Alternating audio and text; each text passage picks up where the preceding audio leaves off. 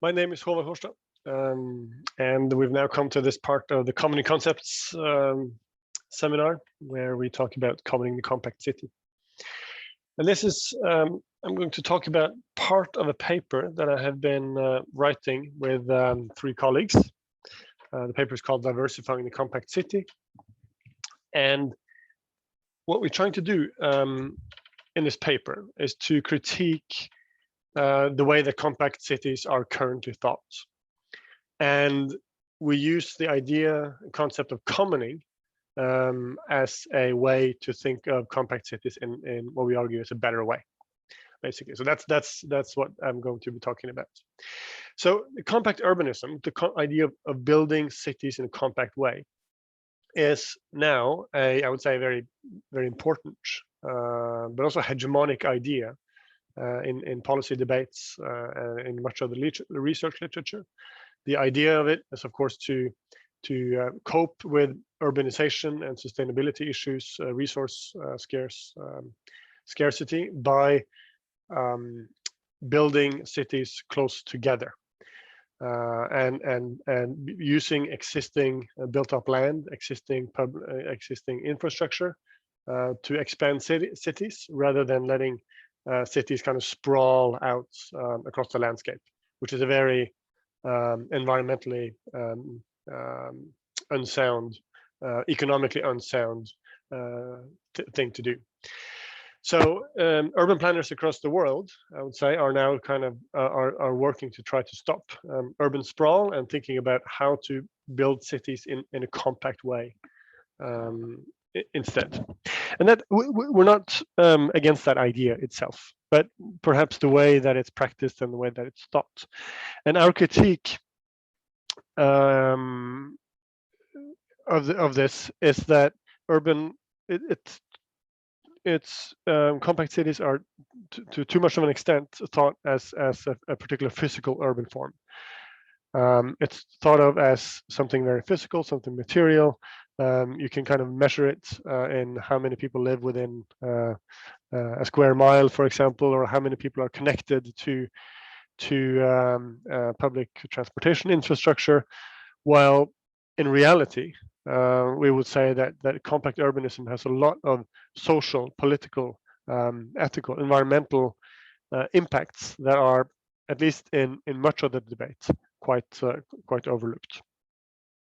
So I just wanted to show you kind of the dominant way of thinking about urban compact urbanism. This is what has been labeled in a recent paper one of the iconic images of the urban planning field, and this is Ken Newman and Ken Worthy's famous figure from a book in 1989, where they show with a very, very strong correlation the relationship between how dense a city is, how densely people live, and how much energy is used for transportation, or in this case, gasoline. So the correlation, of course, is that more sprawling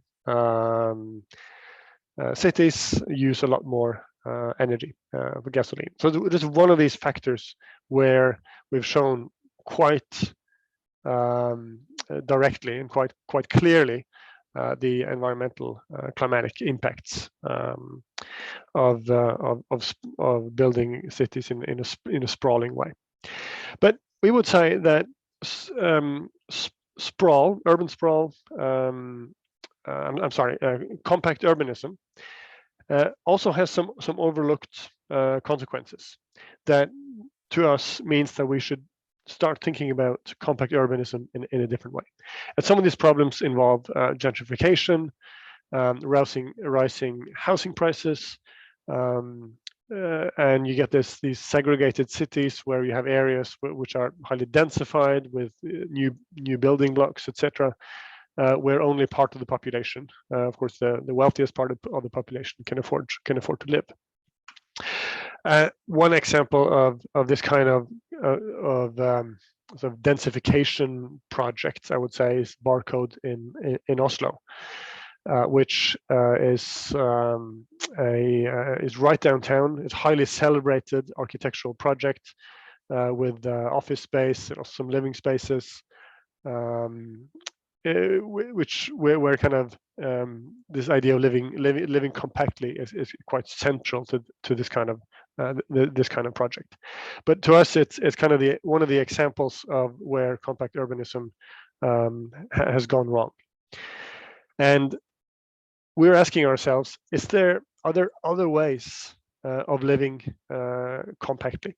Because we need to support this idea of compact urbanism. I mean, the alternative, urban sprawl, is certainly not something to aim for. But what we need to do is to try to recognize instead how living compactly, how living in cities enable commoning. And we write, for example, that living compactly opens for publicness, more intense collectivities, shared lifestyles, and more diverse societies. So rather than kind of thinking of the sustainability of compact urbanism as, or just sustainability of cities themselves as individuals who uptake more environmentally friendly behaviors, we can think of cities as facilitating a type of collective forms of living sustainably. And examples that could be pointed to are examples which come from quite sort of standard or traditional forms of urban development, which are not necessarily new in a sense. You know, public transportation and public space are sort of age-old ideals in urban planning. What we want to do is to highlight them as key to what compact urbanism should be about, precisely because they facilitate commoning of resources, sharing of resources, and in ways that are far more sustainable, perhaps, than building high rises. At least that's my hypothesis. So the examples that we point to here, public space accessible to the public. So cities facilitate and open up for these kinds of shared resource use, where you can you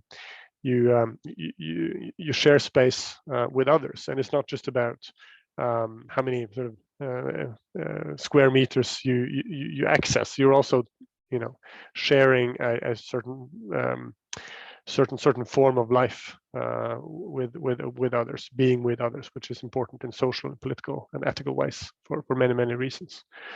But also, as the image in the middle, at the middle here illustrates, cities open up for also kind of sharing of more sort of material resources. Like in this case, this is a mobilpunkt in Bergen, where you can access shared cars through the car sharing ring, publicly accessible electric vehicle charging, shared bicycling, bicycles is part of this concept, access to public transportation.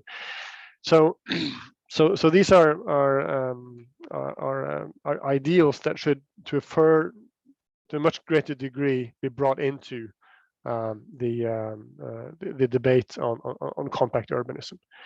There are also more recent examples of how digitalization, digital platforms enable more sort of shared forms of collectivities in cities, where, for example, the digital platforms, smartphone, makes car sharing a lot more attractive, because you can check whether you have a car available in a matter of seconds on your smartphone, rather than calling someone, which we did 2 decades ago.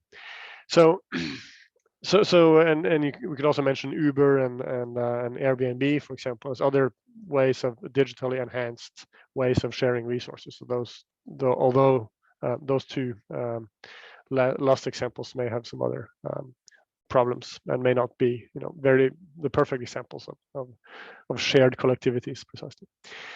But anyway, so these are this is the main are the main ideas. So we're not necessarily contributing to pushing the idea of commoning in a theoretical sense per se, but rather thinking of how the idea of commoning can be used to improve and advance our thinking about compact urbanism. So we think that writing through this idea of commoning will enable us to move beyond what we can call a scarcity framing of compact cities, where it's about who can access these fancy and expensive apartments. We're trying to highlight these as the examples that I have pointed to, already existing ways that we are living in a quite common way in cities, and try to use these, highlight these in a way to kind of accentuate their position in the overall discourse, and think about how commoning provides new ways for us to be sustainably urban. Thank you very much.